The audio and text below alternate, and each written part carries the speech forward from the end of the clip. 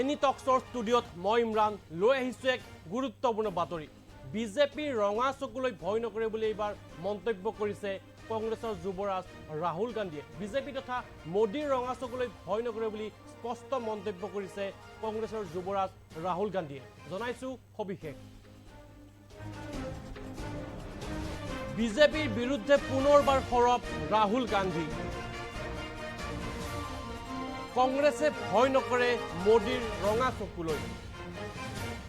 কোনেও ভয় দেখুৱাব নোৱাৰে কংগ্ৰেছক। কাকোৱেই ভয় নকৰে কংগ্ৰেছে।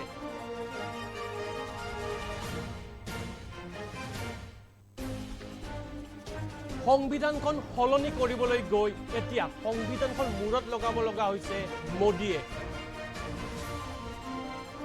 মহাত্মা গান্ধীৰ দৰে আত্মজীৱনী লিখক নৰেন্দ্ৰ মোদীয়ে। নৰেন্দ্ৰ মোদীৰ আত্মজীৱনীখনৰ নাম হ'ব মাই এক্সপেৰিমেণ্টছ উইথ লাইফ। দেশৰ উন্নতিৰ বাবে গোটেই ছিষ্টেমটোৱে সলনি কৰিব লাগিব। সাধাৰণ মানুহৰ অৱস্থা কাহিল হৈ পৰিছে মোদী চৰকাৰৰ দিনত। মোদীৰ চৰকাৰৰ দিনত নিবনুৱা সমস্যা অত্যাধিক বৃদ্ধি পাইছে। মোদী চৰকাৰ ব্যৰ্থ হৈছে নিবনুৱাক সংস্থাপন দিয়াত। আমাৰ সংবিধানখন সত্যৰ ৰক্ষক হয়। আমাৰ সংবিধানখনক সকলোৱে সন্মান কৰিব লাগে। কংগ্ৰেছৰ যুৱৰাজ ৰাহুল গান্ধীৰ উদাত্ত ভাষণ প্ৰদান। পুনৰবাৰ জনাইছোঁ, বিজেপিৰ বিৰুদ্ধে পুনৰ সৰব হৈছে ৰাহুল গান্ধী। মোদীৰ ৰঙা চকুলৈ ভয় নকৰে বুলি মন্তব্য প্ৰকাশ কৰিছে কংগ্ৰেছৰ যুৱৰাজ ৰাহুল গান্ধীয়ে। কোনেও ভয় দেখুৱাব নোৱাৰে কংগ্ৰেছক। কাকোৱেই ভয় নকৰে কংগ্ৰেছে।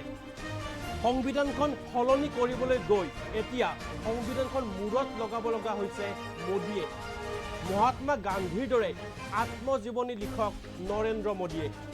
নৰেন্দ্ৰ মোদীৰ আত্মজীৱনীখনৰ নাম হ'ব মাই এক্সপেৰিমেণ্টছ উইথ লাইফ। দেশৰ উন্নতিৰ বাবে গোটেই ছিষ্টেমটোৱে সলনি কৰিব লাগিব।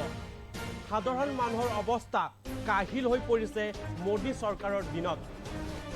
মোদী চৰকাৰৰ দিনত নিবনুৱা সমস্যা অত্যাধিক বৃদ্ধি পাইছে। এই বিশেষ মন্তব্য কৰিছে এখন জনসভাত কংগ্ৰেছৰ যুৱৰাজ ৰাহুল গান্ধীয়ে। লগতে ৰাহুল গান্ধীয়ে কৈছে, মোদী চৰকাৰ ব্যৰ্থ হৈছে নিবনুৱাক সংস্থাপন দিয়াত। আমাৰ সংবিধানখন সত্যৰ ৰক্ষক হয়। আমাৰ সংবিধানখনক সকলোৱে সন্মান কৰিব লাগে। এনেদৰে এই উদাত্ত ভাষণ প্ৰদান কৰিছে কংগ্ৰেছৰ যুৱৰাজ ৰাহুল গান্ধীয়ে। কংগ্ৰেছৰ যুৱৰাজ ৰাহুল গান্ধীৰ সেই বিশেষ মন্তব্য আমাৰ হাতত আহি পৰিছে। সেই মন্তব্য আপোনালোকৰ বাবে আগবঢ়াইছোঁ। जो एनडीए की सरकार बिहार में कर रही है, चुने हुए अरबपतियों की राजनीति चल रही है, अदानी अंबानी की राजनीति चल रही है, उससे हम लड़ रहे हैं और उसको हम हराने जा रहे हैं। और हम जानते हैं कि इस देश को बिहार की जनता डायरेक्शन देती है। जब भी राजनीतिक बदलाव आता है, अंग्रेजों के खिलाफ राजनीतिक बदलाव आया, बिहार की जनता ने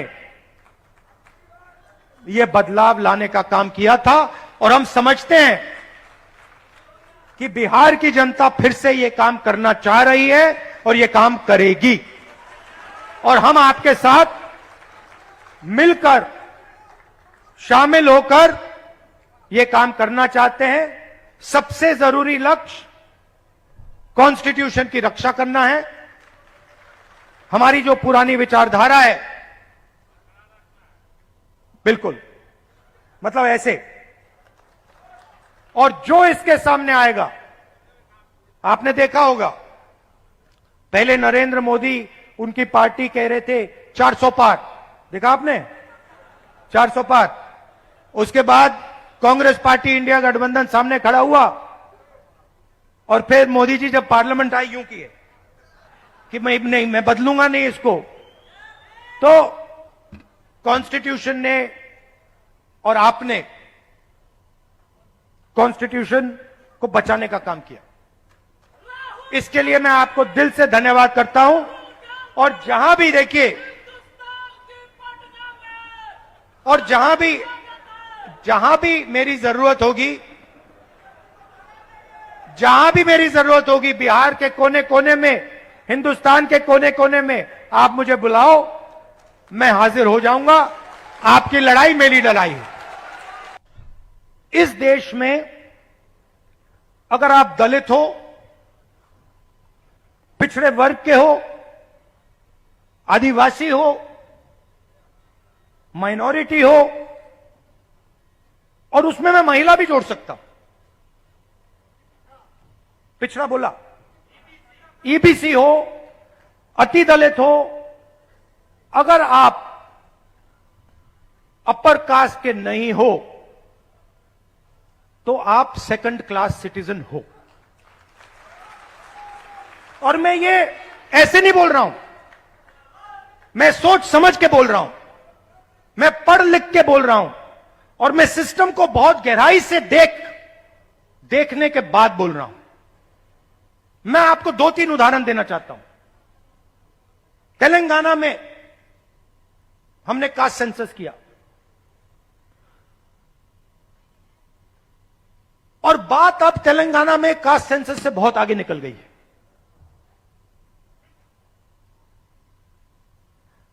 तेलंगाना में हम आपको ऐसा इंफॉर्मेशन दे सकते हैं, सामाजिक इंफॉर्मेशन, कि आप अपने सपने में भी नहीं देख पाओगे। वो कैपेबिलिटी अब तेलंगाना की सरकार के हाथ में है। मैं आपको आज स्टेज से बता सकता हूं कि अगर आप तेलंगाना में देखें और उन लोगों की लिस्ट निकालें जिन्होंने बैंक लोन लिया है,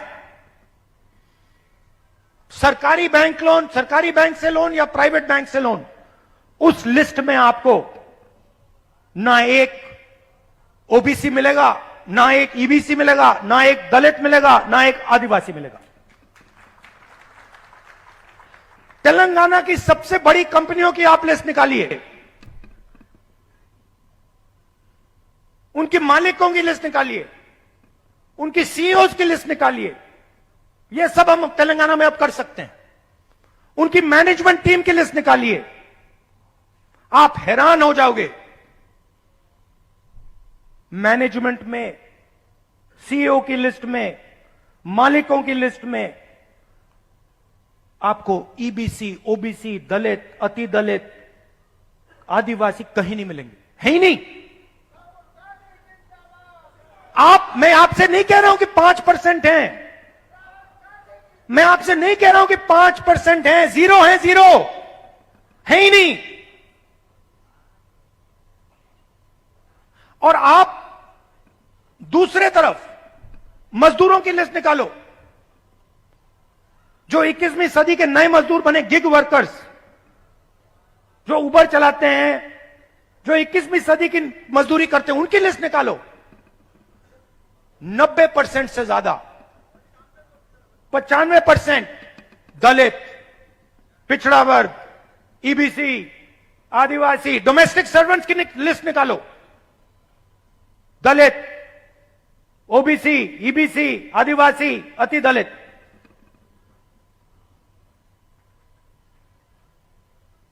और मैं सिर्फ कंपनियों की बात नहीं कर रहा हूं, मैं अस्पतालों की बात कर रहा हूं, शिक्षा के सिस्टम की बात कर रहा हूं, सरकार की बात कर रहा हूं, कॉर्पोरेट इंडिया की बात कर रहा हूं। जहां भी आप देखो, आप हो ही नहीं।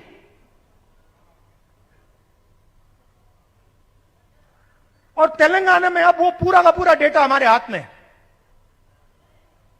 जो नरेंद्र मोदी जी आपके हाथ नहीं डालना चाहता है। इसीलिए आपने देखा कि जैसे ही हमें वो डेटा दिखा, हमने रिजर्वेशन को बढ़ा दिया।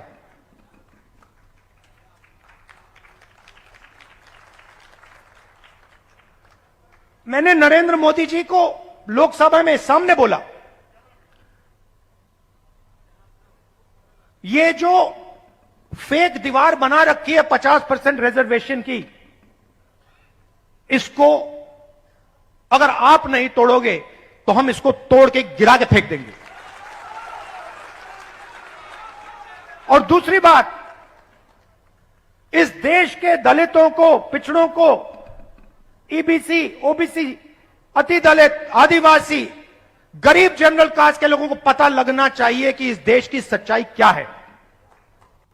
पहले नरेंद्र मोदी, उनकी पार्टी कह रहे थे 400 पार, देखा आपने 400 पार। उसके बाद कांग्रेस पार्टी, इंडिया गठबंधन सामने खड़ा हुआ और फिर मोदी जी जब पार्लियामेंट आई यूं किए कि मैं बदलूंगा।